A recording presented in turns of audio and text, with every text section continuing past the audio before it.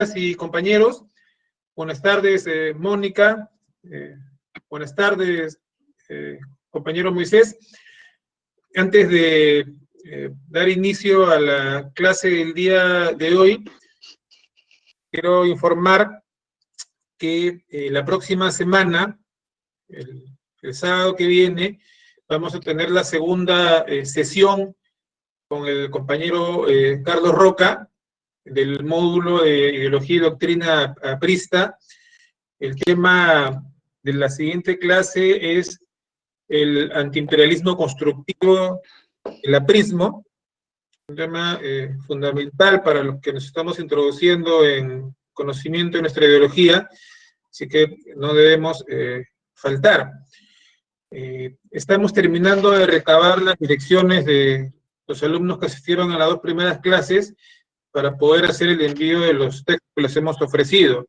Como ustedes comprenderán, es un poco complicado enviarlos a diferentes partes del país y de Lima, y la idea es hacer un solo envío, ¿no? Con los compañeros que viven en cada lugar. Por eso los que no lo han hecho, por favor háganlo para poder empezar esa labor.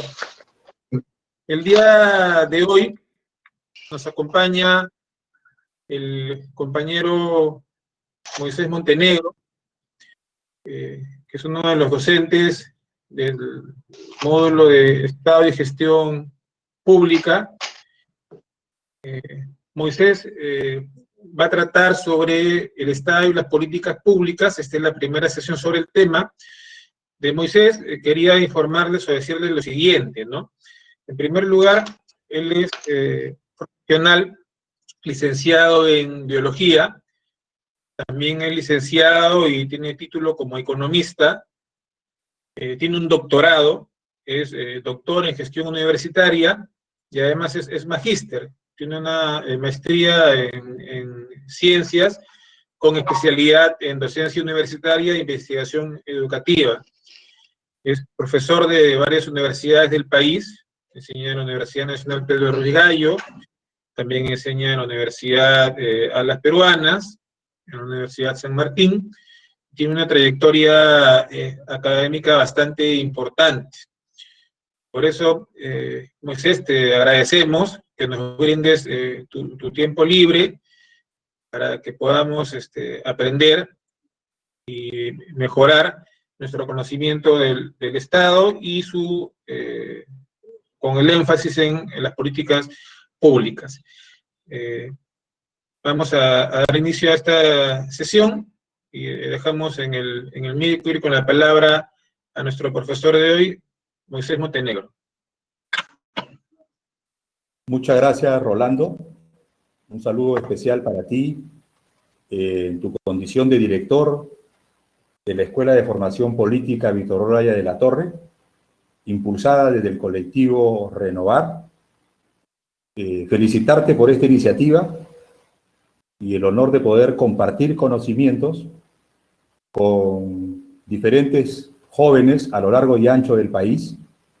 También es para mí un honor compartir con una extraordinaria lideresa política y amiga y compañera Mónica Sánchez de la Libertad. En algunos momentos hemos estado enlazados por los temas de planes de gobierno y hemos tenido el honor de compartir y dar nuestro tiempo y grandes horas, seguro, cada uno en su espacio, en lo que significó el Plan Bicentenario 2021, en el que trabajamos con mucha pasión. Así que este espacio no es una novedad, que los que amamos al partido y estamos convencidos de su propuesta continental y de su tema ideológico, le demos un momento al servicio del partido. Esto es nuestro deber político. Estamos haciéndolo a través del colectivo, porque creo que es un colectivo decente, y podemos hacer en el marco de la decencia docencia. Así es que, eso es lo primero. Explicarles a nuestros compañeros, alumnos, jóvenes, invitados, de que voy a hacer el esfuerzo de carácter didáctico, en lo posible, para que el tema tenga el enfoque necesario. A mí me ha tocado asumir una asignatura que se llama Estado y Políticas Públicas, que es un tema que lo he dictado ya a nivel de posgrado. Y bueno, solo para que tengan una referencia, una clase de posgrado en fin de semana es 8 horas el día sábado y 6 horas el día domingo. Son 14 horas, con sus breaks correspondientes, ¿no? Y tiene 3 o 4 sesiones, o sea que en un mes, por ejemplo, este curso se desarrolla en un proceso de maestría, ¿no? Hemos tenido que graduar el tema. La dirección nos ha concedido 2 horas y vamos a tener seguro otras etapas, pero quiero hacer el primer enfoque del ordenamiento de la asignatura. Hoy día no vamos a entrar al fondo del Estado y las políticas públicas, aunque ya por la información de nuestro expositor anterior, el compañero García Toma, ya tienen ustedes una visión del Estado en el marco de la estructura constitucional. Eso me parece un enfoque interesante, ¿no? Entonces quiero comentarles cómo va a ser más o menos la asignatura que vamos a desarrollar. Hoy día yo haré lo que se llama, y estamos obligados a conocer a manera de una introducción, ¿no?, de un previo, ubicarnos en el contexto internacional. Estamos obligados a eso en el contexto internacional. Ese es lo primero, ¿no? Luego, voy a enfocar el momento del escenario internacional y vamos a enlazarlo con el escenario del momento, ¿no? El escenario de emergencia sanitaria global, ¿cierto? Y bajaré para enfocar algunas tendencias internacionales del momento, algunas, no todas, porque el tiempo no va a alcanzar, pero sí vamos a hacer algunas precisiones, ¿no? Y para nuestra próxima clase, cuando la dirección lo defina, y les van a mandar por interno, he seleccionado un conjunto de terminologías clave, ¿no?, que van a formar, en mi opinión, parte del nuevo lenguaje, que en el proceso de aprendizaje al final ustedes van a incorporar nuevos términos, lo que se llama nueva terminología, en este caso, en el marco de lo que es las visiones de Estado con las políticas públicas. En una siguiente sesión a esa, la tercera, estoy adelantándome, estamos obligados a enfocar en una visión internacional cómo han funcionado y cómo terminaron los objetivos del desarrollo del milenio, que fueron 8, y que fueron evaluados el del 2015 a nivel mundial, y que después de ese cónclave del balance mundial salieron ya las nuevas líneas para el 2030, que son los objetivos de desarrollo sostenible, que también los tenemos que ver, que son 17, para luego bajar al escenario peruano y empezar a comprender cómo funciona el acuerdo nacional que tiene en el Perú una data del año 2002 y cómo se fueron construyendo los grandes objetivos nacionales y cada objetivo con su incorporación de políticas de Estado, de tal manera que a la fecha que estamos reunidos, el Perú, en el marco del Acuerdo Nacional, tiene 35 políticas de Estado. Entonces, ese va a ser el enfoque para luego ir a un escenario práctico, pero vamos a hacer todo lo posible por contrastar con la realidad esta temática. Eso es el deber que tengo para poder enfocar cómo vamos a ir diseñando la actividad académica, porque se entiende que estamos en una escuela de formación política. Y la escuela de formación política, para mí, tiene que tener sus pasos progresivos, ¿cierto? Es probable, porque no he tenido la posibilidad de hacer una prueba diagnóstica, que muchos de ustedes ya tengan conocimientos sobre estas materias, en buena hora. Ese es un know-how, esos son los saberes previos, ¿no? Pero vamos a utilizar las capacidades y la inteligencia suficiente para poder sumar criterios al análisis y a la formación de ustedes, ¿no? Entonces, ese es un poco lo que yo quería enfocar en primera línea. Quiero comentarles de que yo tengo ya en trámite mi grado de maestro en gobernabilidad democrática, económica y social. Lamentablemente, por los escenarios de pandemia, tuvieron que hacerse los trámites, pero eso ya está definido, está en trámite, para sumarlo al marco que ustedes pueden tener de quien hoy día hace el papel de expositor en esta temática. Ese es lo primero. Ese es lo primero. Entonces, el 15 de marzo, el Perú, como parte del contexto latinoamericano y del círculo mundial, un domingo 15 de marzo, todos estábamos en el estado de la presencialidad y después de escuchar el mensaje presidencial, ya el día lunes estábamos en la virtualidad. Y ese mundo de la virtualidad ¿no? Es otra realidad.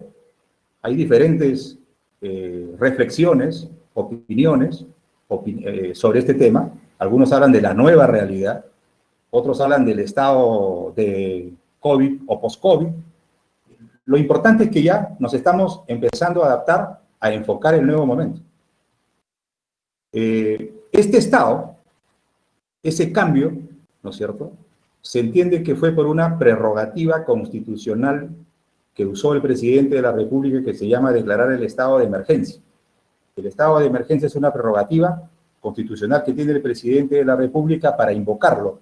¿En qué circunstancias? Si dice la Constitución política, cuando hay problemas internos que ponen en peligro la estabilidad del país. Pero, por si acaso, hay otra prerrogativa que se llama el estado de sitio. Y el estado de sitio se invoca cuando hay amenaza externa hacia el país. Es decir, yo considero que se han dado los dos estados. El estado de emergencia, porque era un evento de carácter sanitario, ¿no es cierto?, ¿okay?, que ha ido progresando en el tiempo, pero tácitamente, como es una pandemia global, todos los países indirectamente lo han invocado y aquí se están dando los dos estados, el estado de emergencia y el estado de sitio. Antes de esta declaración de emergencia, la que ingresó al Perú, ¿no?, el 15 de marzo, en el estado de la presencialidad o en el escenario de la presencialidad, en el mundo global, ¿no es cierto?, estábamos ya observando, cada uno en su espacio y a su estilo, la famosa guerra comercial por el control y por la conducción de la geopolítica mundial entre Occidente, con Estados Unidos a la cabeza, el país más desarrollado, y Oriente, liderado por China, ¿correcto?, con su alianza estratégica con India, y luego un avance sustancial en su relación con Rusia. Es decir, una guerra comercial mundial declarada, ¿no? Ese escenario es bueno ponerlo en perspectiva, ¿no es cierto? ¿Por qué? Porque hoy que estamos ya en el escenario de emergencia global sanitaria por COVID-19, la guerra comercial de la presencialidad ahora se ha agudizado por la competencia por la vacuna. Es decir, en este nuevo escenario, la guerra es mucho más fuerte, porque el tema sanitario es global y porque la vacuna definitivamente representará, una vez que se compruebe y se apruebe y se valide por la OMS, un factor determinante para que los estados del mundo, en el marco de sus políticas sanitarias, seguro van a hacer todas las reingenierías correspondientes y vamos a tener que ir adaptando nuestras políticas públicas, ¿correcto?, desde una visión central, regional o local, para empezar a dar respuesta a los nuevos estilos de vida, ¿no? Entonces, estamos en un nuevo escenario, estimados alumnos, estimados compañeros y amigos. Y frente a ese escenario, entonces, obliga a las instituciones, como el Partido Aprista Peruano, en su esfuerzo por seguir participando y afirmando mejores cuadros para el desarrollo del país, fortalecernos institucionalmente, y por eso creo que la formación de esta escuela tiene alto nivel de pertinencia. En ese escenario, entonces, nos encontramos ahora, ¿no? Cada país con sus particularidades. Rolando Arellano, en su obra Al medio hay sitio, nos decía que en el siglo pasado, la estructura social del Perú, a la que pertenecemos nosotros, estaba graficado bajo una pirámide. En la punta de la pirámide, por niveles de ingreso, las familias del nivel A, y en la base de la pirámide, las familias de extrema pobreza con el nivel E. ¿Correcto? Pero luego, en su estudio del siglo XXI, Rolando Arellano nos demuestra que esa estructura social de pirámide se transforma ahora en una estructura de un rombo. Es decir, la sociedad peruana ahora tiene, una clase media con sus diferentes matices, y las estadísticas dicen que 7 de cada 10 peruanos estamos en la clase media, ¿cierto? Y la clase media no es sino la expresión del sector y del segmento que conduce y dinamiza la economía del país. Por eso que los que estamos en estos temas sabemos, por ejemplo, de la importancia que tiene para nosotros trabajar con los sectores de las clases medias, porque eso no significa dejar de lado a los demás, pero es el modo. Ojo, estoy hablando en el esencial. Hoy, en el escenario virtual, correcto, Han cambiado las estructuras. Veremos a fin de año, seguro, con los nuevos estudios, cómo ha quedado, por ejemplo, la propuesta de Rolando Arellano, si realmente sigue siendo 70% la clase media o producto del impacto, de la consecuencia brutal de la pandemia. Ahora que sabemos que más de 3 millones de peruanos han pasado al subempleo y muchos han perdido el empleo, entonces seguro va a impactar en la nueva estructura social. Eso lo veremos a fin de año seguro y lo evaluaremos seguro a la interna en algún momento. Pero lo cierto es que la estructura social del Perú va a cambiar y se están formando nuevos estilos de vida. Ya Rolando Arellano decía que habían 7 estilos, ¿no? Pero ahora, por ejemplo, para poner en perspectiva, hay un nuevo estilo en materia de salubridad, ¿no? Esta clase es en línea. Todos estamos en nuestra casa, en un espacio, y estamos en línea. Estamos en el e-learning, en la educación en línea, desde un computador o desde un teléfono. Nos estamos comunicando de esa manera. Eso ya es un cambio radical en el nuevo estilo de vida. Y además, en materia de los mecanismos de seguridad personal y familiar, nos aconsejan que tenemos que usar una mascarilla, ¿cierto? Tenemos que lavarnos las manos con agua y jabón o alcohol cuando regresemos de alguna actividad o cuando entramos a un centro comercial y guardar la distancia social obligatoria. ¿Eso qué significa? Son nuevos estilos de vida, ¿cierto? Entonces, eso ya forma parte, entonces, de decisiones que se tienen que tomar para el diseño de las nuevas políticas públicas, ¿no? En una mirada de carácter prospectivo hacia adelante. Entonces, los estilos de vida han cambiado. En concreto, para cerrar el escenario, estimados alumnos, globalmente, sin la competencia internacional, ¿correcto?, por el control geopolítico, entre Occidente con Estados Unidos a la cabeza, que a fin de año entra a una competencia electoral para el cambio de gobierno, ¿correcto? Y al otro lado del mundo, Oriente, con China, en su alianza con India y Rusia. Ojo, un detalle. China es la nación más poblada de la Tierra.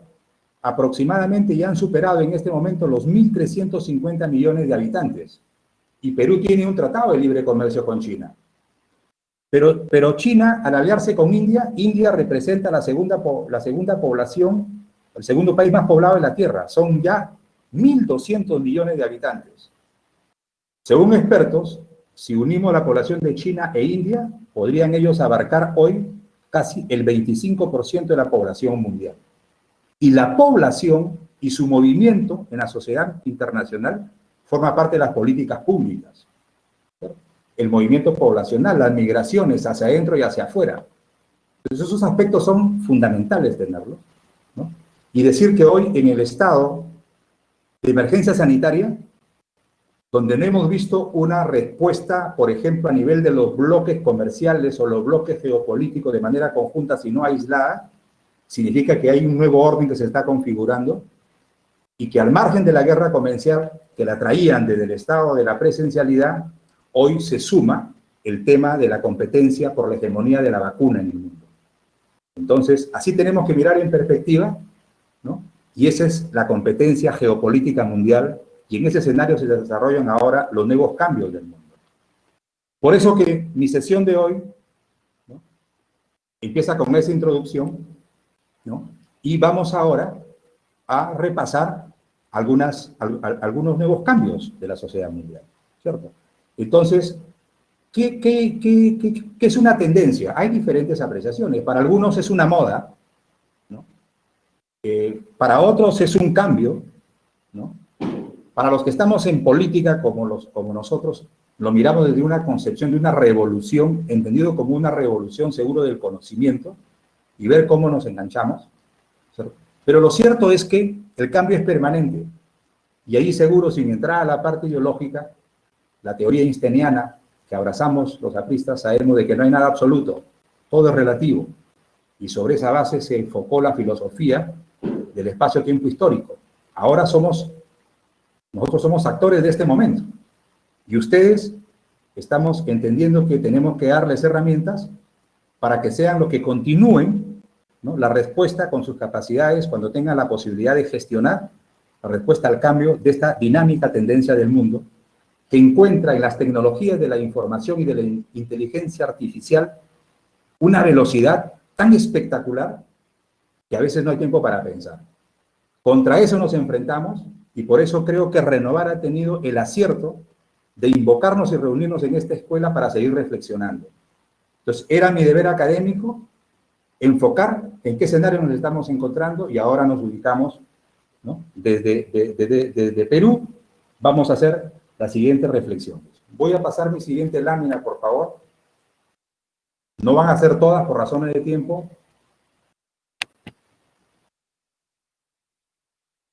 Bueno, ese es un pensamiento, se lo van a compartir. Estamos en un momento crucial, así como hay noche, hay día, ¿cierto? Así como hay crisis, hay etapas de bienestar, ¿no? Entonces, la pandemia mundial, la pandemia global, no es una buena noticia, ¿no? Sabemos cuántas personas han fallecido, seguro cuántos familiares nuestros mejores amigos están yendo. Es decir, en todos los espacios institucionales, ¿no?, del país, lo estamos viendo. Entonces, no es una buena noticia lo que está pasando, por el lado oscuro, por el lado difícil, ¿cierto? Entonces, eso es más o menos lo que quiere decir ese enfoque que está ahí, que lo van a tener ustedes para leerlo con tranquilidad. Estoy obligado a plantear esa figura de manera muy rápida. Esto tiene que ver con la población. Y para mí es un honor que forme parte de la escuela nuestra vicepresidenta de la región Libertad, que ha tenido el honor de estar en la dirección de lo que es una gestión importante de una región elemental del país, porque el tema de la población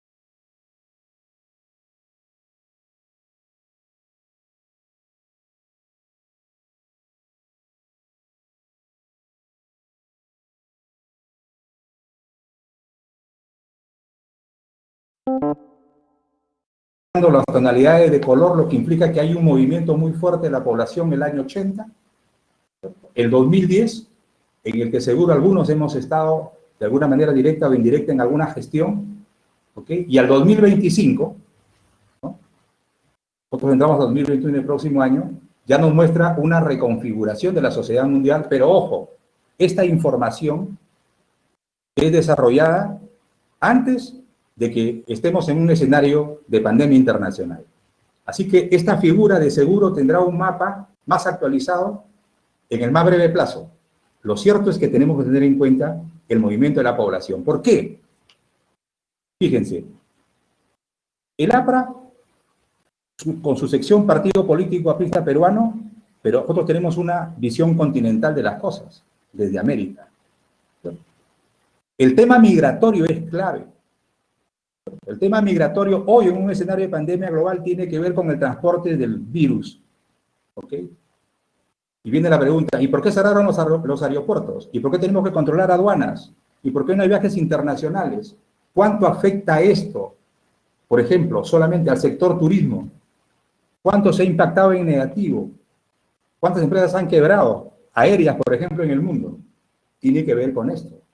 Pero si lo queremos ver por el lado positivo también, por ejemplo, vemos que hoy aproximadamente 3 millones de peruanos están fuera del país, 3 millones en cifra cerrada, ¿no? Distribuidos en Estados Unidos, en Europa, en España, un buen sector, aquí en América del Sur, Argentina, Chile, son los que más copan peruanos, 3 millones. Pero económicamente, desde mi ángulo, ¿es importante? Sí, porque si asumo que hay pleno empleo de los 3 millones, están enviando remesas al Perú. ¿Qué es una remesa? Sencillo, es el envío de dinero por consecuencia del factor trabajo a mi país de origen. El año pasado, al 31 de diciembre del 2019, aproximadamente los 3 millones de peruanos que estaban fuera permitieron ingresar al país 2.700 millones de dólares. Entonces, esos son fondos importantes y va a depender de las políticas públicas internas para saber aprovechar ese ingreso de dinero. Eso lo pongo en perspectiva. Así es que la población tenemos que tomarla en cuenta para efectos de diseñar políticas públicas con una visión prospectiva. Y otro tema que vamos a poner, no estamos haciendo políticas públicas preventivas. Somos un país reactivo. Reaccionamos cuando viene el daño y el problema, ¿no? Entonces lo pongo ahí nada más para que se pueda comprender, pero el mundo se está moviendo de esta naturaleza en este momento, ¿cierto?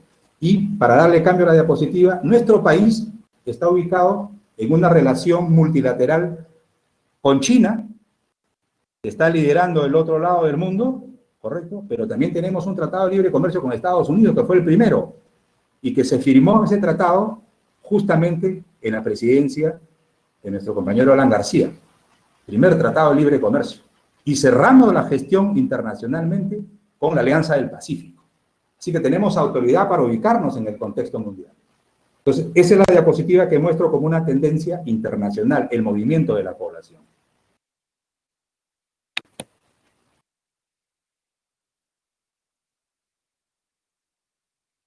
Esta diapositiva tiene como objeto, perdón un momento, yo necesito aumentar un poquito, ¿sí?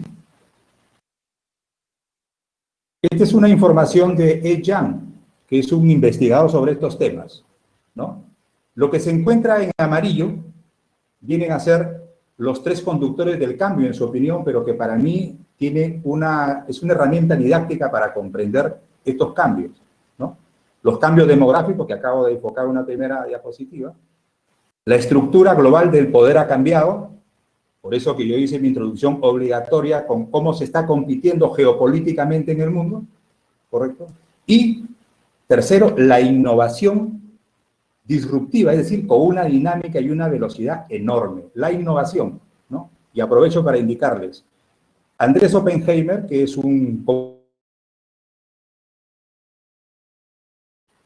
y una de sus obras se llama, aparte de Cuentos Chinos, que enfocó el caso del Partido Comunista Chino en China, en el caso del mercado libre, pues dijo, en China no existe el comunismo, existe el mercado libre, es un cuento chino. Hay una que se llama Crear o Morir. Crear o morir es hoy, y crear es sinónimo de innovación. Así que estamos en el escenario de la variable innovación, y por eso seguro en su momento, cuando enfoquemos las políticas de ciencia y tecnología, vamos a retomar esta variable que es clave y que es una tendencia mundial. Entonces, estos tres conductores son transversales a algunas tendencias internacionales en esta opinión. Por ejemplo, en la parte superior del círculo amarillo, dice, ¿no? Los mercados emergentes, ¿no?, incrementan su poder global. Es lo que acabo de decir, ¿cierto? China, si bien es cierto, no tiene el poder político mundial, pero sí es una economía tan dinámica que es una economía emergente. Es emergente, definitivamente, ¿no? Coincidentemente, en el segundo periodo gubernamental nuestro, el año 2008, recordará Rolando y Mónica, el Perú tuvo el PBI más alto de su historia. Casi crecimos a 9. Y el único país que nos ganaba en la tendencia era China, por encima de 9. ¿No es cierto? ¿Por qué? Por su condición emergente y la cantidad de población que ellos tienen, y han sabido distribuir su población, y han sabido aprovechar las inversiones y la apertura de sus mercados, entonces se genera ese tema, ¿no? ¿Ok? Ese es un escenario que hay que ponerlo, las economías emergentes. ¿En América Latina hay economías emergentes? Sí. Ojo, el Perú es una de ellas con sus características particulares. Lo que pasa es que el Perú es un país que tiene una doble economía. Tiene una economía formal y tiene una economía informal. Pero lo cierto es que de la estructura empresarial peruana, por ejemplo, el 90% son MIPES. Correcto. Pero de todas las MIPES, hay casi un 40-45% del MIPE informal. Son temas pendientes para las políticas públicas y quienes seguiremos actuando en estos escenarios. Pero sí somos una economía emergente, ¿no? Chile también es una economía emergente. Entonces, esos son enfoques de las tendencias del mundo, ¿no? El tema de las economías emergentes. Hacia la derecha, por favor, las tecnologías limpias se volverán una ventaja competitiva. Para nadie es un secreto, estimados compañeros, de que el mundo en materia de tecnologías limpias tenemos que entender que está soportado en las energías. Acá hay una competencia entre la energía renovable y no renovable. Y son temas de mercado, ¿cierto? ¿No? Quien ha tenido la suerte, por ejemplo, de ir a Loja, Ecuador, o a Cuenca, sabe que ellos están desarrollando muy bien la energía eólica. Y la energía eólica es la base de la fuerza del viento y produce una energía limpia al 70%, ¿no?, del interconectado que tiene Ecuador. Es una energía más barata, de menor costo, y donde hay menor costo, el inversionista va y se instala. Porque el mayor gasto de inversión para una industria es el costo de la energía, ¿no? Y voy a poner en perspectiva lo siguiente. No sé cómo será lo de La Libertad, pero, por ejemplo, acá en Lambayeque tenemos el proyecto hidroenergético de Olmos. Estamos en la parte agraria, pero todavía no estamos aprovechando la caída de la fuerza del agua. Lo cierto es que en prospectiva, cuando la caída de la fuerza del agua es agua que viene del Huancabamba de Piura por Olmos y va a caer con fuerza, tenemos que aprovechar la caída de esa agua para producir energía hidroeléctrica. Y los costos se van a abaratar. Pero ha habido un adelanto allá. Allá se está construyendo una Smart City, una ciudad inteligente. Una Smart City no es sino un modelo de nueva ciudad, ¿correcto?, en el que se tiene pendiente, ¿no?, los espacios escolares, comerciales, de expansión urbana, etcétera, etcétera, ¿no? Correcto. De una manera muy adecuada, ¿no? Pero lo cierto es que la energía funciona, la energía limpia funciona como mecanismo clave, como una génesis y una causal básica para ello. Entonces, energías limpias y tecnologías limpias van de la mano. Esa es una tendencia mundial. Muy bien. Los bancos globales buscan la recuperación a través de la transformación. Ojo, bancos globales. Bancos globales. Y hago la siguiente perspectiva. Recortando un poco la historia. En el siglo pasado, la competencia por la hegemonía mundial fue en la famosa Guerra Fría, recordarán. Me quiero adelantar, la famosa Guerra Fría que fue entre USA y URSS, la Unión de Repúblicas Socialistas Soviéticas. Una guerra fría. No fue una guerra convencional armamentista, fue una guerra fría, una guerra del conocimiento, una guerra deportiva, una guerra en otros sectores, ¿cierto? Pero finalmente la Guerra Fría la ganó Estados Unidos. Y cuando Estados Unidos gana la Guerra Fría, se da un espacio de tiempo y crea un escenario que se llama el Consenso de Washington. Y el Consenso de Washington tuvo como objetivo formar, tuvo dos encargos fundamentales: diseñar las políticas públicas internacionales para el crecimiento económico y las políticas públicas internacionales para el desarrollo económico. Crecimiento y desarrollo son dos términos que se relacionan, pero tienen espacios diferentes. El crecimiento económico y esas políticas para el crecimiento económico encargadas por el consenso fueron encargadas al Fondo Monetario Internacional, que es el líder del sistema financiero mundial hoy. Correcto. Y que se mide a través de un indicador que se llama el Producto Bruto Interno. ¿Cierto? Entonces, cuando yo digo el PBI creció de 6 a 7, perfecto, estamos hablando de crecimiento. ¿Ok? Pero las políticas para el desarrollo, que va a ser gran parte de nuestras temáticas, ¿no?, se las encargaron al PNUD. Y Mónica conoce este tema. Programa de las Naciones Unidas para el Desarrollo. ¿Y cómo se llama el indicador para medir las políticas del desarrollo? Igual, 3 letras, IDH, Índice de Desarrollo Humano, que se mide en impacto de familia, ¿cierto? Educación, salud, trabajo y vivienda, ¿cierto? Entonces, el sistema financiero mundial hoy lo controla Estados Unidos a través del Fondo Monetario Internacional, ¿no?, con sus aliados, el Banco Mundial, el Banco Interamericano, el Club de París, etcétera, etcétera, etcétera. Eso está en competencia, ¿no? Si nos damos una visión prospectiva y en la competencia del mundo de hoy, del siglo XXI, China pasa a ser el primer país del mundo, tengamos por seguro, estimados compañeros y amigos, que el movimiento de las políticas para crecimiento se van a mover al otro lado. Y el movimiento de las políticas para el desarrollo también, seguro con otros matices, y tenemos que prepararnos para saber inteligentemente adaptar esos temas, ¿cierto?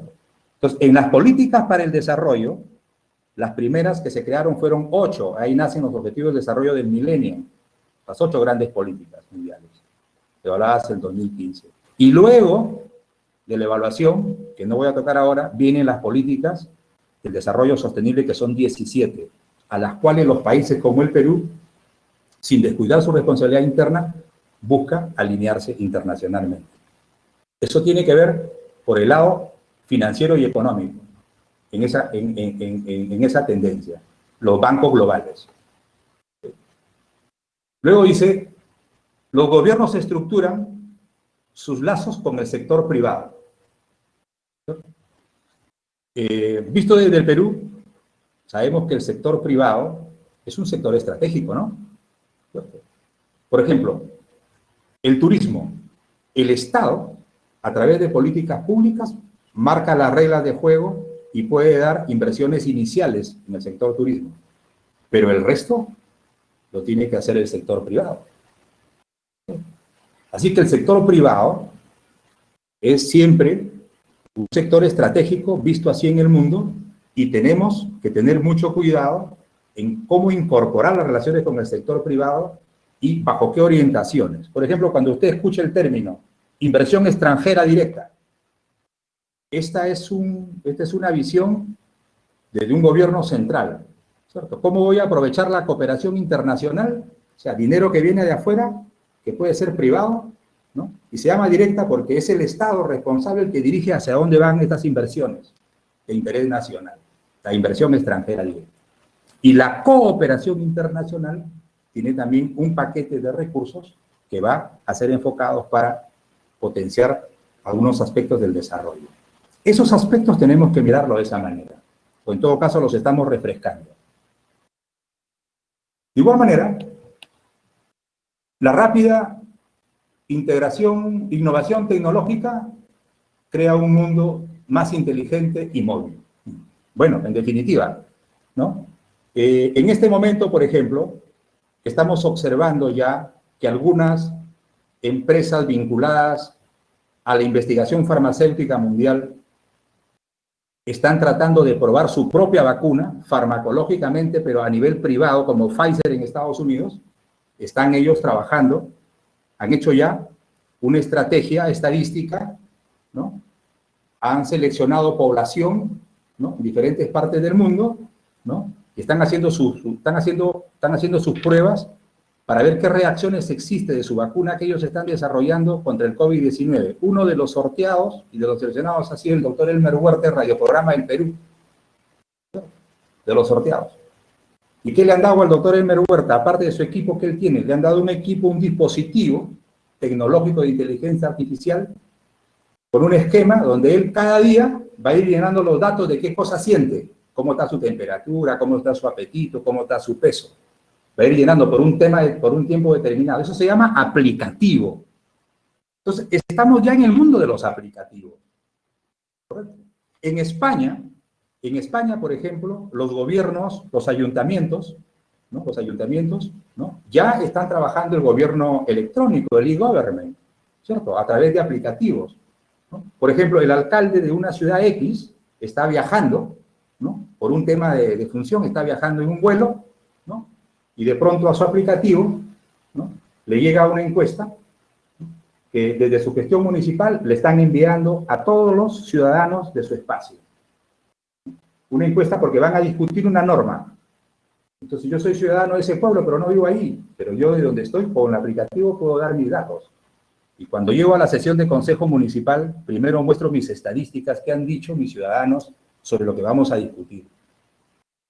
Utilizando los aplicativos. Fíjense, ¿no? Tiempo, distancia y recojo de información. Esa es la tendencia, ¿no?, para ponerlo en perspectiva, ¿no? De igual manera, los cambios demográficos, ¿no?, transforman a la fuerza del trabajo global. En definitiva. En definitiva, ¿no? Ojo.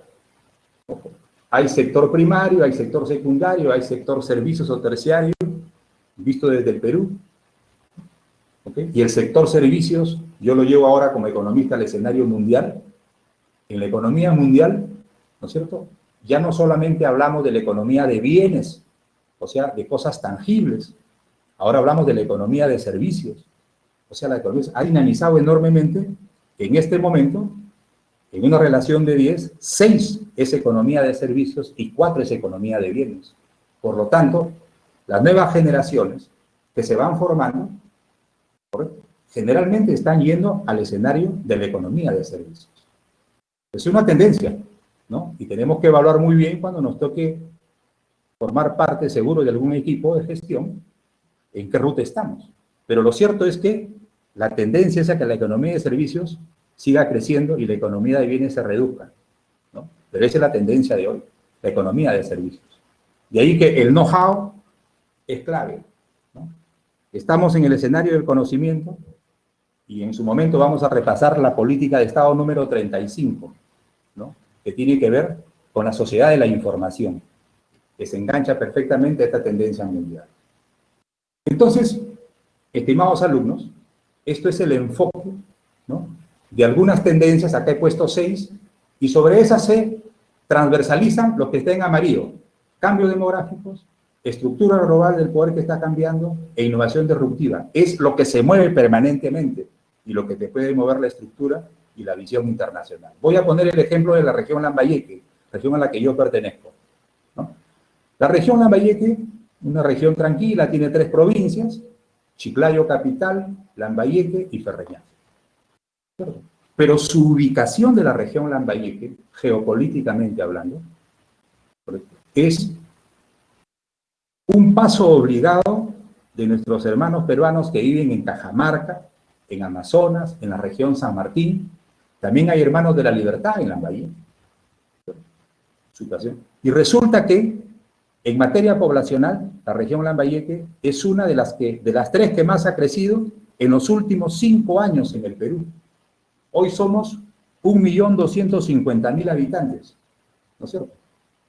Pero resulta que de ese 1.250.000 habitantes, el 60% es producto de la migración, que ha venido de Cajamarca, de Amazonas y de la Libertad. Perdón, y de la región San Martín, ¿no? Entonces, ese tipo de aspectos tenemos que tomarlos en cuenta. Yo les voy a decir algo. En este momento, por ejemplo, todos los actores políticos de los gobiernos subnacionales, el gobernador regional, el alcalde provincial de Chiclayo, el de Lambayeque, el de Ferreñafe, por poner un ejemplo, ellos no son lambayecanos natos, son expresión de la migración.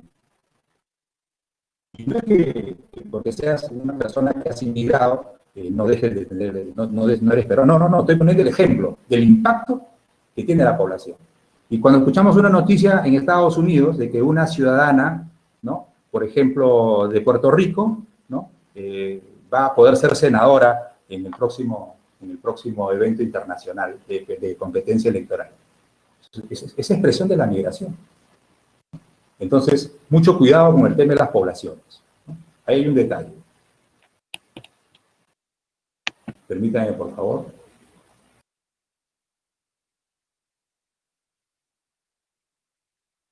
Sí. Bueno.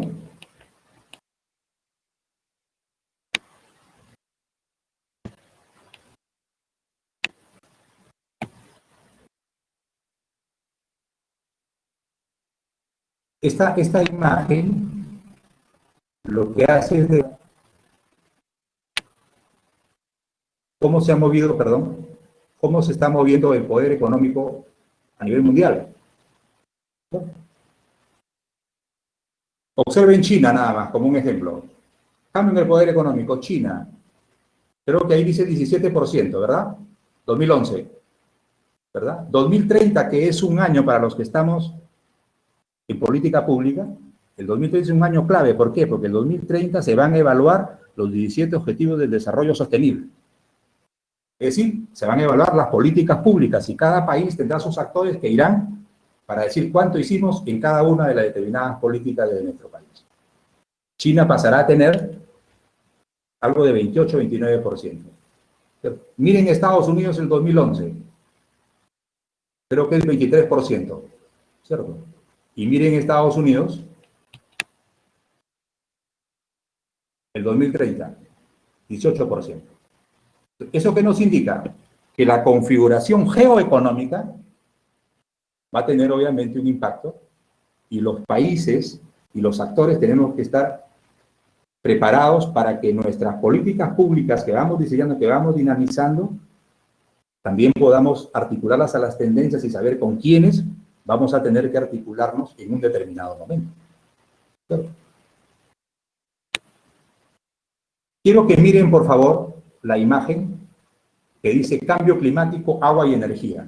Habla por sí sola. ¿Estamos en la crisis internacional del agua? Sí. Sí.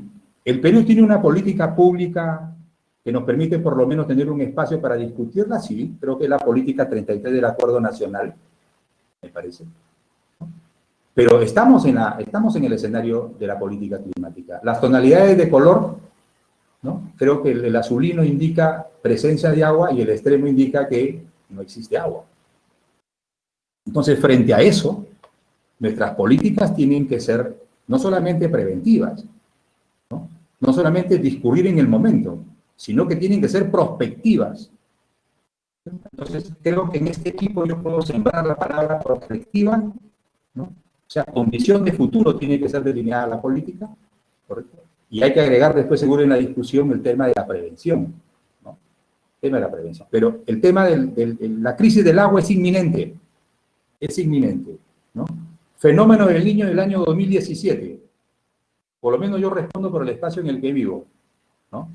Y desde acá, modestamente, un actor que tiene su apreciación desde el Partido Aprista respecto de estas obras de infraestructura que están en el tiempo durmiendo. Cuando llueve torrencialmente en Lambayeque, acá tenemos un gran problema. Chiclayo Capital tiene un sistema de agua potable y alcantarillado que ya colapsó porque tiene más de 50 años, ¿no? De pronto yo estoy en el centro, ¿no? Y las calles del centro se hunden solitas. Eso es terrible en el siglo XXI. Y por otro lado, hay zonas, ¿no?, donde cuando se llueve, se inunda totalmente. ¿Sí? Entonces, eso se llama drenaje pluvial, ausencia de drenaje pluvial. Hoy, en las ciudades modernas, que son parte de las políticas públicas, tienen que tomar en cuenta eso. No aprovechamos el agua acá nos destruye. ¿Qué significa? Que estamos en políticas públicas reactivas, reaccionamos en el momento. ¿Cómo sacar el agua que se inundó? ¿Correcto? ¿Cómo resolver el problema que se abrió la tapa allí y cómo lo tapo? Estamos en el siglo XXI. Eso no puede ser. Eso no forma parte de un escenario de justicia social que es una bandera nuestra ideológica importante, ¿no? Y nos ha hecho mucho daño, ¿no? Porque cuando es demasiado fuerte se lleva a las tierras de cultivo. En cambio, los ecuatorianos no nos dan una ventaja en este escenario. Ellos quieren que llueva. ¿Por qué? Porque han desarrollado inversión en infraestructura y saben canalizar el agua y reservarla para momentos que no la tengan. Así hay que mirar el tema del cambio climático, agua y energía.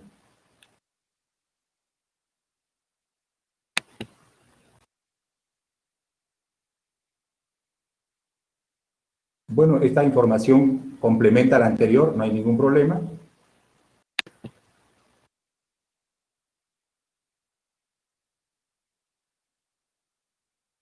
Perdón.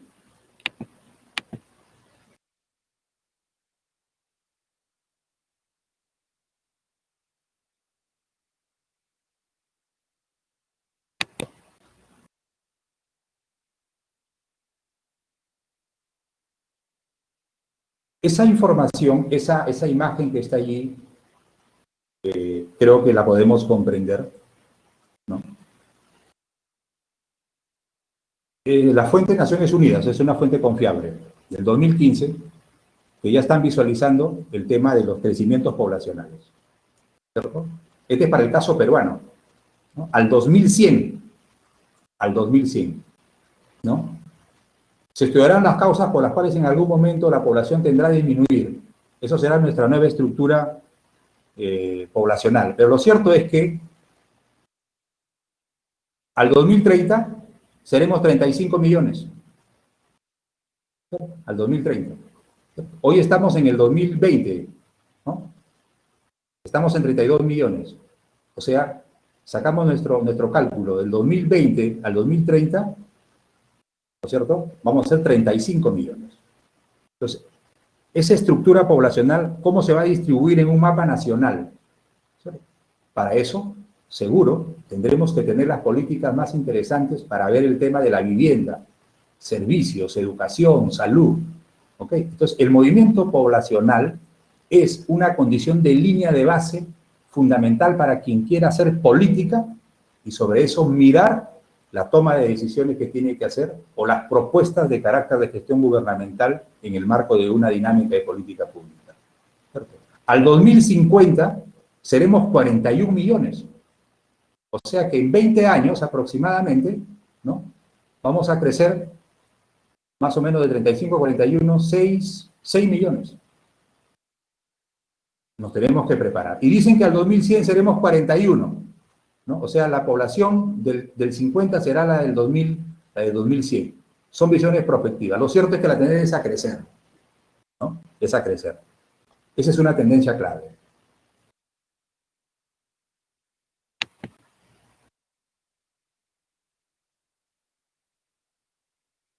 Listo. Nicolás Berggruen, que es un estudioso de la gobernanza, tiene una obra que se llama Gobernanza Inteligente para el siglo XXI. Yo la recomiendo. Nicolás Berggruen tiene un instituto, el Instituto Berggruen, es americano. Gobernanza Inteligente para el siglo XXI. Y él en esa obra, en concreto, dice lo siguiente.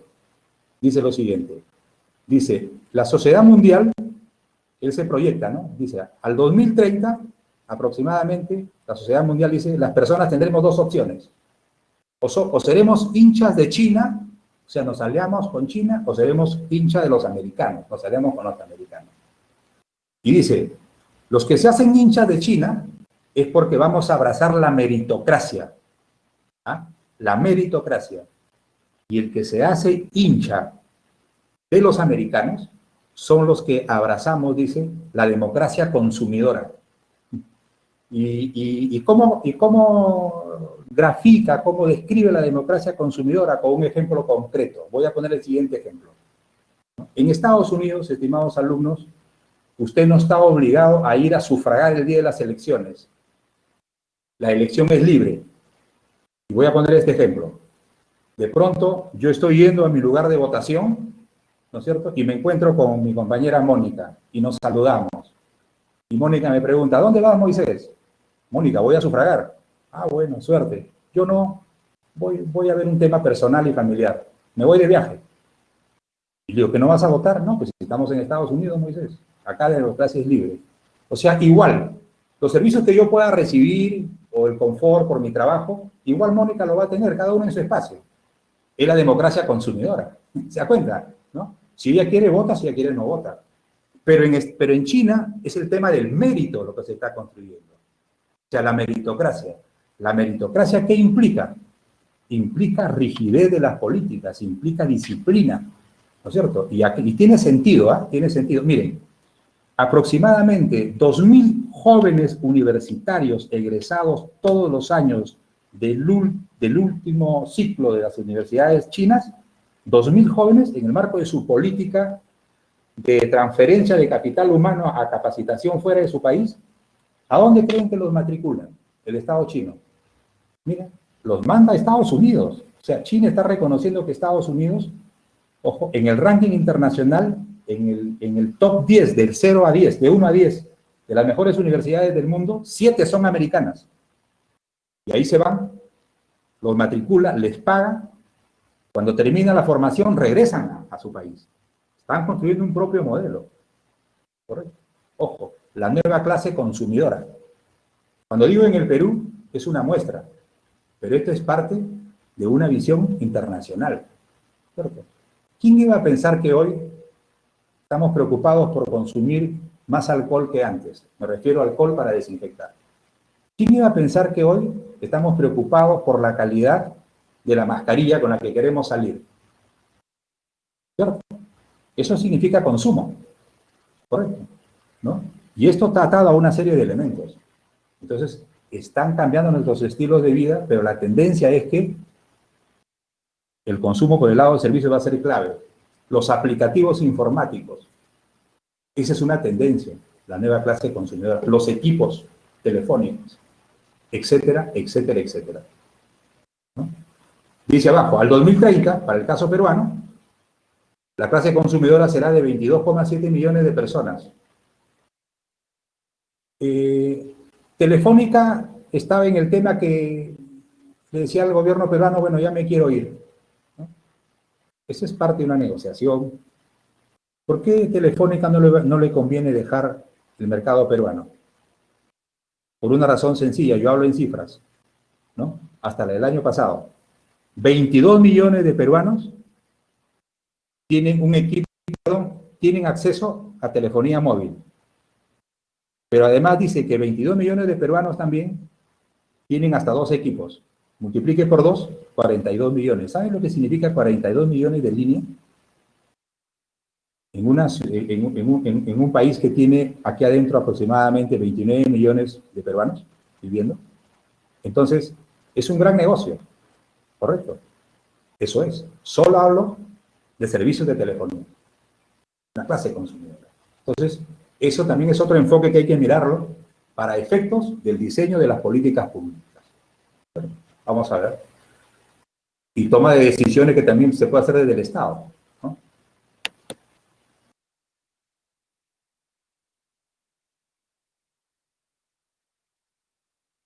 A mí me parece relevante esa información. El tema del año promedio de escolaridad.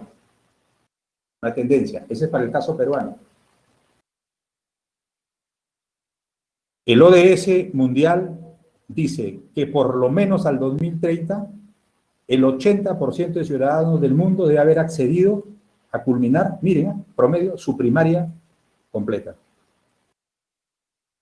Entonces, el tema de la educación es clave. Todos nosotros tenemos una apreciación sobre eso, ¿no? Y si entramos a reflexionar sobre el momento, seguro habrán una serie de criterios interesantes. Pero eso es clave. Pueblo que se eduque es pueblo libre. Y nosotros, desde nuestra concepción ideológica, estamos obligados a dar toda la batalla en el tema de la educación, ¿no? Entonces, aquí me soporten lo siguiente.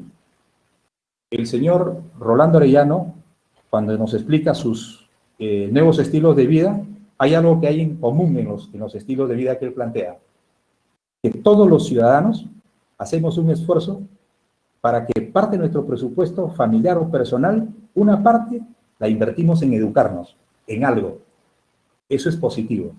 Entonces, las personas que van a dirigir políticas de Estado tenemos que tener clara la información para la toma de decisiones.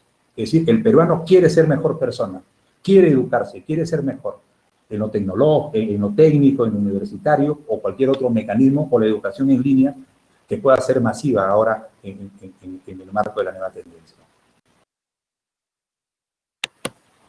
Igual en este otro escenario.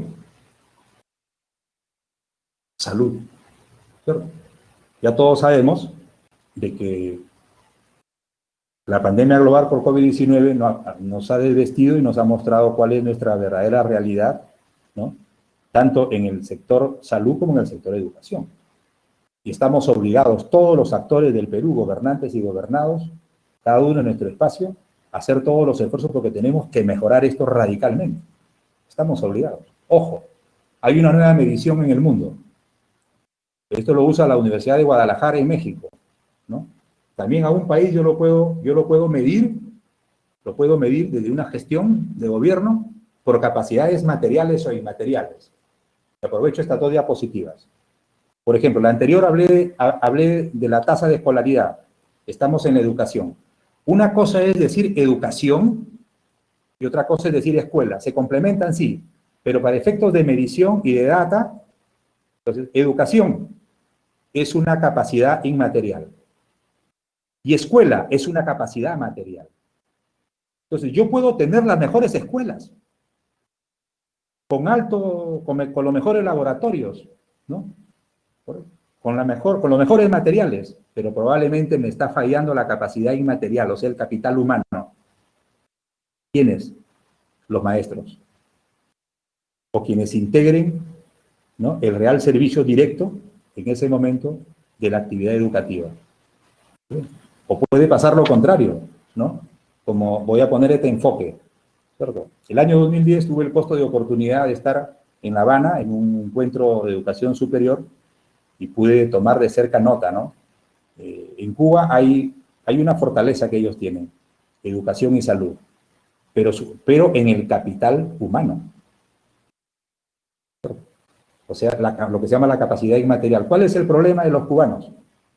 Es tecnología, es infraestructura, ¿cierto? O sea, esa es una realidad. Estoy poniendo el enfoque para ponerlo como ejemplo, claro, 2010, no sé cómo estará ahora, ¿no? Pero en todo caso, marco el ejemplo para que se entienda. Y en materia de salud, pues, cuando yo digo salud, ¿no? Lo relaciono con un hospital. El hospital es la capacidad material. Y salud, que es el servicio, lo hacen las personas, los profesionales de la salud, ¿no?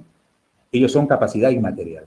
Yo puedo tener el hospital mejor equipado, pero está fallando mi servicio real, ¿no?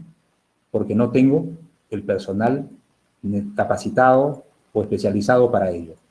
Eso es una asimetría en el Perú. Y ahí tenemos que trabajar muy fuerte todos, capacidades materiales e inmateriales.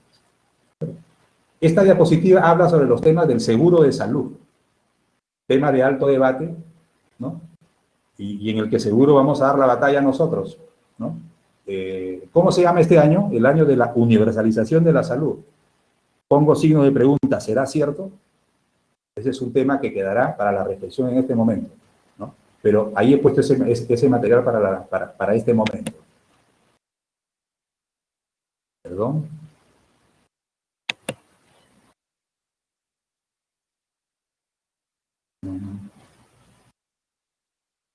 Listo.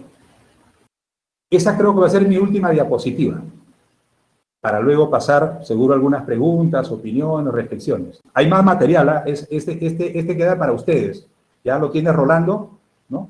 Correcto, porque en casa ustedes lo pueden mirar con tranquilidad y lo pueden desarrollar, ¿no? Son más o menos algo de cerca de 40 imágenes, ¿no? Pero por razones de tiempo no voy a poder usar todas. Con esta diapositiva que está ahí, voy a culminar. Tiene que ver con un escenario que es nuestro también.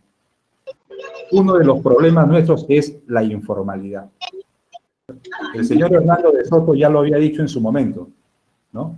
Cuando escribe su obra El otro sendero, se quería referir a que así como hay una economía formal, hay una economía informal. Y ojo, y hay otros que ya han desarrollado el tema de la informalidad, ¿no? Es decir, yo puedo ser formal, ¿correcto? Porque tengo mi RUC, por ejemplo, pero de repente en mis conductas soy informal. Así que son temas conductuales también, los escenarios de informalidad, ¿cierto? ¿No? Hace poco hemos visto el problema de los olivos, ¿no? Triste, ¿no? 13 jóvenes, ¿no es cierto? ¿No? 13 jóvenes, etcétera, etcétera. O hemos visto el caso que también tocó aparte en Lambayeque, en la Policía Nacional del Perú, a quien respetamos, en el sentido de las compras de los materiales, como las mascarillas, ¿no?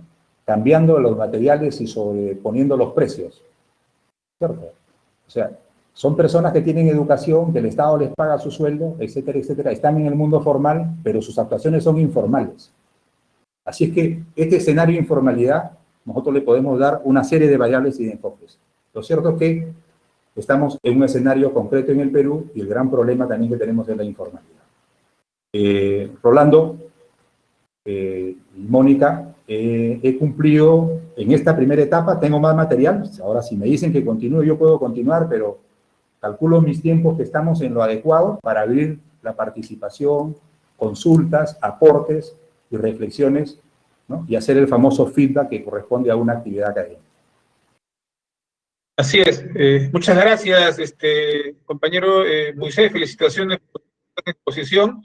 Vamos a pasar a las preguntas de los alumnos. En primer lugar, el compañero Johan Fara pregunta lo siguiente. Buenas tardes, doctor. ¿Cómo cree usted que el Perú debe dirigir sus políticas de comercio exterior, dado un cambio en el poder económico, un predominio cada vez mayor de comercio por parte de China ¿Y qué opina de la opinión de Hernando de Soto que la informalidad es culpa del empresario por no generar más del 30% de empleabilidad? Gracias. Interesante la pregunta de Johan, felicito la pregunta porque me permite hacer un enfoque de esta naturaleza y yo en ese enfoque estoy seguro incorporando sus inquietudes. Hay algo que debo poner en perspectiva. De las 35 políticas de Estado en el Acuerdo Nacional, que en su momento lo vamos a ver, pero aprovechando la pregunta, una de las que mejor ha avanzado en el tiempo es la política de comercio exterior, que forma parte del tercer objetivo nacional del Acuerdo Nacional, que es el objetivo por la búsqueda de la competitividad. Y ojo, coincidentemente, en el segundo gobierno del compañero García, la política de comercio exterior peruana, en ese lapso de 5 años, fue la que tuvo el mayor impulso en esa gestión de gobierno, porque justamente se diseñaron las reglas de juego para efectos de encargar a los actores, no solamente del Ministerio de Comercio Exterior y Turismo, sino también de Relaciones Exteriores, ¿no? Porque aquí participa mucho la escuela diplomática para lograr los mejores tratados de libre comercio que impulsaran nuevas puertas al mercado internacional. Y por eso es que logramos el Tratado de Libre Comercio con Estados Unidos, que fue el primero, ¿correcto? Y luego vinieron una serie de tratados que se impulsaron y que nos permitieron ingresar a otros mercados de carácter internacional. Nos abrimos a Europa, fortalecimos nuestro espacio en el APEC, somos el país número 21, y cerramos la gestión de gobierno conformando una estructura, ¿no? Una estructura de carácter regional que es la Alianza del Pacífico, donde se alía Perú, Colombia, Chile, ¿correcto? Y estratégicamente México, para tener la bisagra, el acuerdo bisagra y poder entrar a los Estados Unidos. Eso es para ponerlo en perspectiva. Pero luego ha tenido una buena línea. ¿Dónde está la razón? La razón está, en primer lugar, la ubicación estratégica del Perú por su salida al Pacífico. Uno, su carácter fronterizo con el Oriente. Podemos salir por Brasil, ¿cierto? Podemos salir por Arica para Chile, podemos salir por el norte para el Ecuador, también podemos salir a Colombia, ¿no? Y podemos salir a Bolivia. Esos puntos son fundamentales para darle fortaleza al Perú en estos marcos, ¿no? Pero también hay que reconocer que los equipos técnicos que han trabajado esta política de comercio exterior, muchos de los think tanks, o sea, los tanques de pensamiento, se mantienen en la conducción de la política, muchos de ellos, por lo menos yo conozco algunos. Eso es muy importante. Y además, bueno, pues, hay una escuela diplomática, el Perú tiene una de las mejores escuelas diplomáticas de América Latina, que hay que reconocerlo, y el mejor ejemplo es que la diplomacia peruana se ha visto bien representada en su oportunidad cuando el ex embajador Javier Pérez de Cuellar llegó a ser secretario general de la ONU y reelegido, ¿no? Y en la negociación de limítrofes con Chile fue la fortaleza de la escuela diplomática peruana, ¿correcto? Y su visión internacional la que logró ese acuerdo, por si acaso, ¿no? Los chilenos esperaban otra cosa, ¿no? Entonces son fortalezas elementales. Capacidad técnica es uno, ¿correcto? Ubicación geopolítica del país, dos, y los costos de oportunidad, ¿no? Que hemos tenido respecto de precios internacionales, porque el Perú es un país que produce mucha materia prima, ¿no? Y en su momento el deseo de varios países como China de tener cobre y oro hizo pues de que nuestra economía se impulsara. No obstante, consideramos de que no siempre podemos ser productores de materias primas porque algún día se agotan. De ahí que nuestro modelo primario exportador está caminando a ser primario, a ser secundario exportador, ¿correcto? Pero la idea es que el diseño camina muy lento. Entonces veremos seguro en este proceso cómo coadyuvamos a que esto dinamice en beneficio de todos los peruanos, ¿no? Y sobre el tema de la opinión del señor, de Hernando de Soto, que es la opinión de su institución que él dirige, ¿no? Él tiene una ONG interesante, tiene una visión sobre el tema, pero la informalidad para mí también es parte, como lo sostuvo el presidente García, producto de las formas como se ha gobernado el país históricamente. Hay una obra que deben leer, Los ciclos económicos y sociales del Perú, ¿no? De 1895 a 1930, primer ciclo económico y social del Perú, nuestra relación internacional era con Inglaterra. Del 30 al 70, el segundo ciclo económico y social, en el que aparecen los partidos políticos, los partidos de masas, nace el APRA como primer partido político, viene la industria, hay un proceso desordenado de la migración del campo a la ciudad y de la ciudad provincial a la ciudad capital, por eso tenemos una Lima caótica con sus conos, que es producto de la migración en el tiempo, ¿no? Del 70 al 90 tuvimos un proceso de militarismo y de tránsito a la democracia débil, ¿cierto? Con procesos de terrorismo, ¿no? Del 90 al 2000, la década perdida, la privatización, venta de empresas. Aparece el modelo neoliberal del 2000 para adelante, es decir, hemos sido un país fracturado, ¿no? Y creo que también la estructura del Estado fracturada, que ha pasado más por dictaduras y gobiernos civiles que por democracias, también eso nos pasa la factura en el tiempo. Hoy, por lo menos ya estamos manteniendo una línea democrática, hay que conservarla y hay que mejorarla, y por eso creo que la dirección que ha hecho Rolo con esta acertada escuela es para tener mejores miradas y mejor camiseta y cariño por nuestro país desde el espacio en el que podamos desarrollarnos. Bien, el compañero Eduardo de la Cruz hace la siguiente pregunta. Doctor, ¿cuál es la mejor forma de atraer la inversión privada en infraestructura y tecnología? ¿Menos impuestos es la mejor forma? Interesante.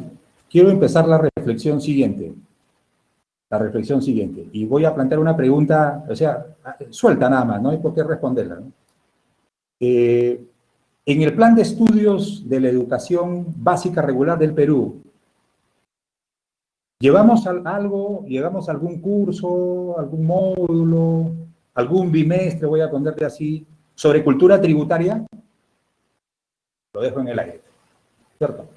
Y yo me voy a ubicar en lo siguiente, en lo que siempre soñó Aya de la Torre, ¿no? Aya de la Torre fue un apasionado de las economías de bienestar, ¿no? Y la concepción aprista, ideológica y programática, tenemos en el modelo de bienestar, ¿correcto?, nuestra bandera superior, que es la justicia social, el estado de bienestar. Ya. Yo, por ser economista, permítame utilizar lo siguiente. Yo voy a utilizar las siguientes variables. Voy a poner países con necesidades básicas insatisfechas versus países con necesidades básicas satisfechas. ¿Quiénes son los países de economía de bienestar? Son aquellos cuyas necesidades básicas han sido satisfechas, las NBS, ¿cierto? ¿Y cuáles son las necesidades básicas? La que hablábamos al comienzo cuando hice mi exposición, las que se miden a través de la variable de desarrollo: educación, salud, vivienda y empleo, ¿cierto?, que se miden a través del índice de desarrollo humano. Un ejemplo de un país de necesidad básica satisfecha, Suiza, por ejemplo, o Finlandia. Si por este momento, en el supuesto, todos los que estamos aquí estuviéramos en cualquiera de esos países, ¿no?, y nos hacen una encuesta de hogares, de seguro, todos tenemos educación, analfabetismo cero. En salud, no solamente tenemos seguro en el espacio en el que vivimos como país, sino que cuando salimos fuera de la frontera del país, tenemos un seguro especial de emergencia. Vivienda de seguros es propia. Y por concepto de trabajo, nuestros tributos o nuestros impuestos automáticamente se descuentan de nuestro sueldo y se retribuye el servicio. Entonces, cuando llegue el fin de año, por ejemplo, después de Navidad, la familia dice, bueno, ¿y qué hacemos ahora? ¿Nos vamos de vacaciones? Ellos están pensando en las famosas necesidades de segunda generación. Pero eso no puede pasar acá. Acá estamos en países de necesidades básicas insatisfechas. ¿Por qué? Porque por eso hablamos de inequidades, asimetrías, ¿no? ¿Correcto? Y por eso estamos en este curso ahora, fíjense, ¿no? Para poder ver las distancias que existen. Por ejemplo, sueldo mínimo vital, 930. Y usted me pregunta a mí, profesor Montenegro, ¿y el sueldo mínimo vital de 930, cómo lo ve? La primera respuesta que le voy a dar yo, ha perdido poder adquisitivo en 5 años. Es decir, ahora compramos menos. ¿Qué significa en sencillo? Nuestro sol está perdiendo poder de compra. ¿Y cómo lo mido? Mirando que la moneda extranjera, que es el dólar, sube, ¿no? Y estoy comprando menos. Sueldo mínimo, ¿no? Pero en el Perú, ¿qué hay? En categorías laborales, la 728, la 275, la 19990, hay una serie de categorías. Somos un país desordenado. Tenemos que unificar esos criterios. Esa es una expresión que nos genera inequidades y desigualdades y asimetrías, ¿no? Fin de año, si trabaja para el Estado, yo soy uno de ellos, por ejemplo, el Estado dice 300 soles por bonificación de Navidad. Muy bien. Yo no puedo decir que con 300 me voy a un viaje de vacaciones. Seguro esos 300 lo voy a usar para el día siguiente que lo recibí, pagar una deuda pendiente, ¿no? O de repente completar el presupuesto porque a mi hijo lo voy a matricular en un curso de inglés, porque es necesario que estudie inglés, porque quiero que sea mejor persona. Eso es. Entonces, estamos en ese escenario. Somos un país de necesidades básicas insatisfechas. Por lo tanto, quien tenga o quienes tengan la conducción del gobierno central, ¿cierto? Incluso hasta los estados regionales, tienen que haber equipos capaces para poder atraer la inversión. La inversión extranjera directa es una sapiencia que tiene que tener el Estado y decir hacia dónde pueden ir los capitales que se necesitan de afuera, ¿no? Bien trabajados, bien transados. Hay derecho a la renta, pero también hay derecho al bienestar. Un Estado negociador en un punto adecuado. Eso por un lado. Y por otro lado, ¿no? En materia de privados hacia adentro del Perú, ¿no? Nos está faltando todavía un escenario que tiene que ver el tema de la identidad con el país, ¿cierto? Es decir, este es un tema de cultura. Ahí hay muchísimo por hacer, porque lamentablemente pues existe la cultura criolla, ¿no? Y cuando yo acepté participar con honor a la invitación de Rolando para estar en esta escuela, es para reflexionar y decirles a ustedes que ustedes son potenciales líderes y cuando les toque estar formando parte de una toma de decisiones, de un escenario para el cual se están formando, tomen las decisiones más firmes, pensando en la condición humana y en el desarrollo prospectivo del espacio en el cual está usted participando.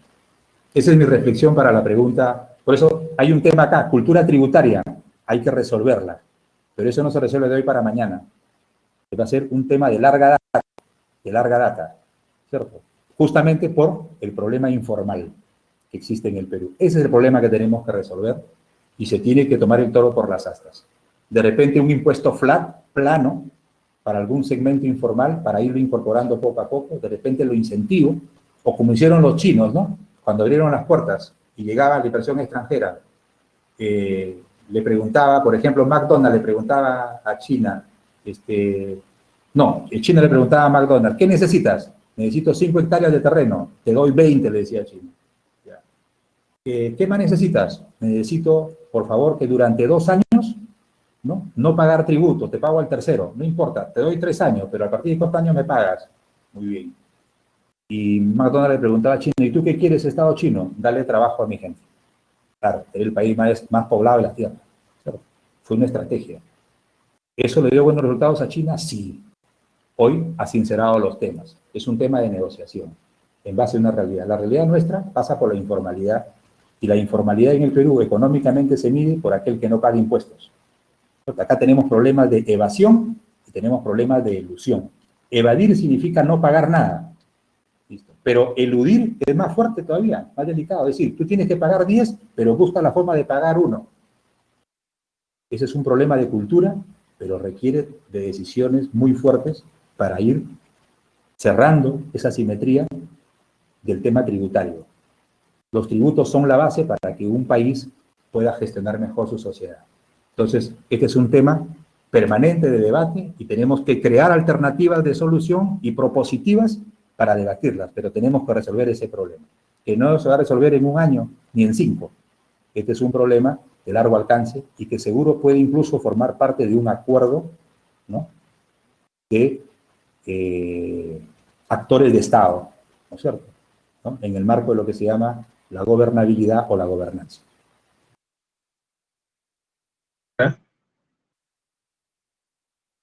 Bien, el compañero Pericle de Guamanculi pregunta, compañero Moisés, muchas gracias por su exposición. Usted dice que un pueblo educado es un pueblo libre. ¿Por qué en nuestro país no existen universidades públicas donde todos los peruanos puedan ingresar a estudiar, como sí lo tiene Argentina desde 1949? Bueno, una buena pregunta, interesante la pregunta, y cuando habla de Argentina, rápidamente viene a mi estructura mental la reforma universitaria de Córdoba, que tuvo como uno de los líderes más preclaros a Víctor Olaya de la Torre. Ese es uno de los antecedentes importantes para luego proponer la creación del APRA continental, ¿no? La Revolución Universitaria de Córdoba, ¿no? Era una forma en ese momento de cómo los líderes de ese momento veían el estado de cosas, ¿no? El estado de cosas, insurge. Entonces, la universidad pública, ¿correcto?, tiene que ser un escenario, un espacio, ¿correcto?, de formación que los estados tienen que cuidar, ¿no? Ojo, tienen que cuidar. Por supuesto que no me gustan a veces los comparativos, pero para efectos de aprendizaje y con tolerancia, con respeto, porque mi verdad termina cuando empieza la de ustedes, ¿no? Y me están haciendo la pregunta, yo pongo en perspectiva lo siguiente, ¿no? En el contexto de América Latina, uno de los países en mejores condiciones es Argentina, ¿no? Argentina tiene una ventaja muy interesante, ¿no? Saben que es una de las agriculturas más florecientes de América Latina y de América del Sur. Por eso si tienes una agricultura floreciente, tienes una buena ganadería, ¿no? Por eso ellos desarrollan mucho la ganadería, los argentinos, ¿cierto? Han desarrollado mucho, ¿no? La escuela fisiocrática, como los franceses, que tiene la mejor agricultura de Europa, ¿no? Han tenido mejores decisiones de gobierno. Sus líderes han visto en mejores condiciones, de mejores formas el tema de la educación, ¿no? ¿No? Han tenido una visión más abierta de la educación sin dejar de ponerle los candados, ¿cierto? En efecto, el ingreso es libre, pero hay un detalle que hay que decirlo, ¿no? Hay un parámetro también que tú puedes ingresar libre, pero al año viene un sistema de evaluación en el cual tú, si pasas ese examen, ya estando en un año de carrera, ¿no? Si lo pasas, continúa la carrera. Si no lo pasas, te dan opciones para que continúes otra. Eso es bueno decirlo, ¿cierto? Pero sí abre oportunidades, indudablemente, abre oportunidades, ¿no? Esa es una primera reflexión. La segunda reflexión es que en el caso peruano, ¿no?, tenemos que ir a evaluar el tema de que si los exámenes de admisión están realmente siendo el mecanismo que está midiendo al capital humano que realmente necesita formar la universidad, ¿no? Le digo esto porque a la presentación que hizo Rolando, yo tengo un doctorado en gestión universitaria. Entonces, ¿están los exámenes de admisión que forman parte de la realidad peruana realmente diseñados para incorporar al capital humano? O sea, los que no ingresaron no son buenos. ¿Cuántos de los que no ingresaron realmente no ingresaron quizás por la forma que está planteado el examen, sino que tienen otros conocimientos? Por ejemplo, voy a poner un ejemplo. Un aspirante a ser abogado, a estudiar la carrera de Derecho, por ejemplo, una característica es que alguien que entra al mundo del Derecho tiene que tener versatilidad, capacidades oratorias, claridad, sintaxis, hablar. De pronto, de repente, esa persona que tiene esas características en un examen de admisión diseñado en el Perú no entra, ¿no? Pero de pronto ese examen sí ingresa a alguien que no habla, pero que se preparó muy fuerte solo por las preguntas del examen y entró, ¿no? Entonces tenemos que ir a un rediseño de la política en el marco de lo que significa incorporar, ¿no?, medir mejor, ¿no?, al capital joven que va ingresando y quiere seguir el mundo universitario, sus carreras, ¿no? Ahora, ¿por qué no es abierto? Por la razón misma que se relaciona con la pregunta anterior que le respondí a Eduardo. Por un tema simple. Una carrera, por ejemplo, de medicina humana para el Estado es de alto costo. Las vacantes para ingresar a la medicina humana, ¿no? Por ejemplo, en la universidad donde yo trabajo, ¿no? Son 20, 25. ¿Por qué? Porque el estudiante de medicina le cuesta mucho al Estado, porque necesita hospital, laboratorios, equipos de disección, etcétera, etcétera. Es de alto costo. Claro. El problema pasa ¿por qué? Pasa porque somos un país que tiene un sector que no tributa y se gestiona con lo que tenemos. Bajo esas condiciones no tendríamos la posibilidad. Yo lo que sí creo es que tendríamos que ir paralelamente, de manera urgente, podríamos ir a un rediseño de la forma o de la estrategia, ¿no? De cómo se genera la medición para que el capital humano joven ingrese. Creo que ahí hay un asunto que hay que resolver. Ahora, producto del resultado de la pandemia, se ha demostrado también que el capital humano, médico y paramédico, ¿no es cierto?, se necesitan más líneas de especialidad en el Perú, ¿no? Entonces, es un reto definitivo que se viene, ¿no?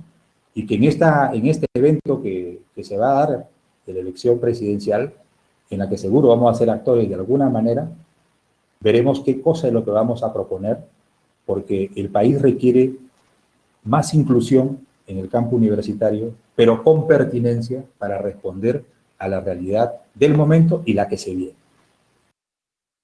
Esa es mi respuesta para Pericles.